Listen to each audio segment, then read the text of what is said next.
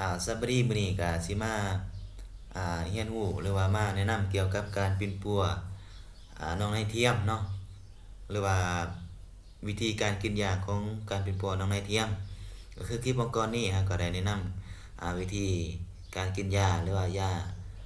ยาปิ้นปัวน้องนายเทียมน้องนายแท้เนาะอันนี้ก็มื้อนี้ก็สิมาน้องนายเทียมเนาะการปิ้นปัวน้องนายเทียมแม่นบ่มีการแม่นบ่มีอาการที่ที่บ่มีอาการสนอยู่อวัยวะเพศในคนเจ็บทั่วไปเนาะเทียมก็คือที่แบบว่าในคนเจ็บทั่วไปที่แบบบ่มีอาการที่ว่าอันนี้หนักเกินไปนะที่บ่มีเชื้อไวรัสอ่าอันนั้นเนาะที่ว่าบ่มีอาการที่ว่าอาการซนนั่นแหละพี่น้องคืออาการที่ว่าหนักเกินไปนั่นแหละ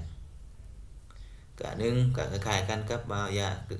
คล้ายกันคือกันกับการยาการปิ่นปัวพยาธิน้องในแท้เลยเนาะก็คือกินข้าวต้องกินยาอะซิโทมิซิน1กรัมเนาะกินเทื่อเดียวสมทบกับเซปโตมิเซปทริอาโซนเนาะ250มิลลิกรัมสักกรัมเทื่อเดียวเนาะสองก็คือโดซิซิลินเนาะ100มิลลิกรัมกิน2เทื่อต่อมื้อแล้วกิน7มื้อติดต่อกันสมทบกับสักยาเซปทริอาโซน250มิลลิกรัมสักกรัมเทื่อเดียวเนาะตัวอย่างรูปนี้ก็มาสำหรับตัวยาทางเลือกรูปนี้ก็มีเลือกเฮาส่วนหลายเฮาจะมักจะใส่ก็คือยาอะซิโทมิซินกับเซปทริอาโซนนี่ก็พอเนาะแต่ว่ามื้อเฮาบางครั้งบางคราวนะก็คือยานี่หมดจังซี่เนาะหรืออีกบางกรณีเนาะคนเจ็บเฮาก็แพ้ยาสมมุติว่านะเฮาก็สามารถใส่ยาตัวอย่างรูปนี้เนาะมีทางเลือกเฮาก็มีทางเลือกหลายยาตัวอย่างว่า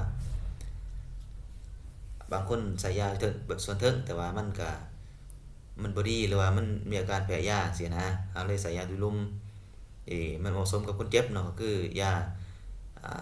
เต็กตาซิลิน100มิลลิ500มิลลิกรัมกิน4มื้อเทื่อเดียวกินที่4เทื่อต่อมื้อเนาะกิน7มื้อติดต่อกันแล้วก็สมทบกับเซปทริอาโซน250มิลลิกรัมสักกรัมเทื่อเดียวเนาะแล้วก็เอริโทมิซิน500มิลลิกรัมกิน4มื้อเทื่อเดียวกิน4เทื่อต่อมื้อกิน4เทื่อต่อมื้อกิน7มื้อติดต่อกันเนาะแล้วก็ซักยาเซปทริอาโซน210มิลลิกรัมสักกรัมเทื่อเดียวเนาะแล้วก็หรือโอโพลซาซิน100มิลลิ200มิลลิกรัม400มิลลิกรัมกิน2เทื่อต่อมื้อกิน7มื้อติดต่อกันสมทบกับยาเซปทริอาโซน250มิลลิกรัมสักกรัมเทื่อเดียวเนาะ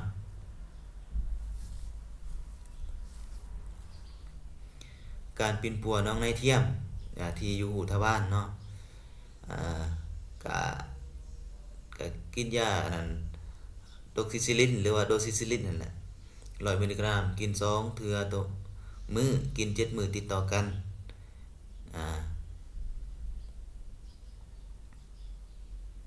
ดีกว่าการให้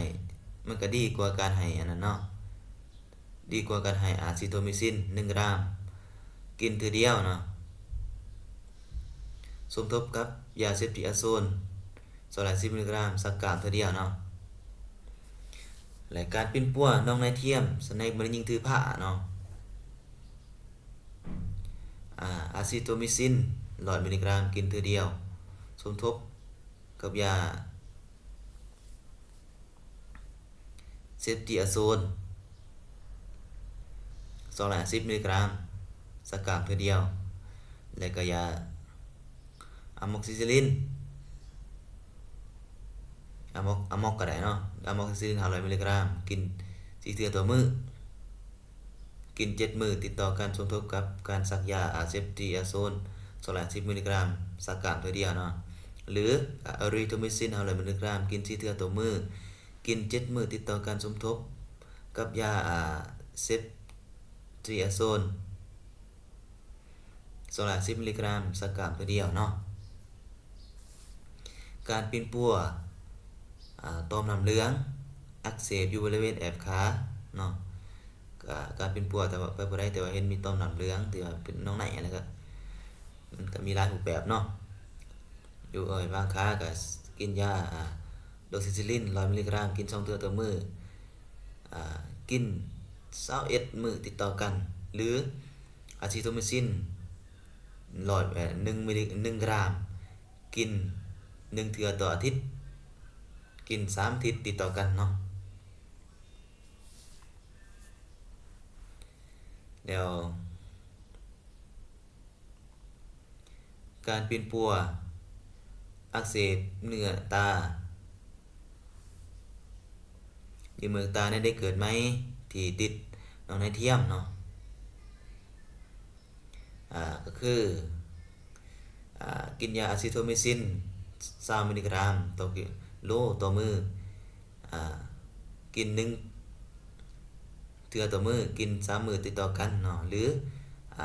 อะริโทมิซินเนาะต่อมื้อเนาะแบ่งกิน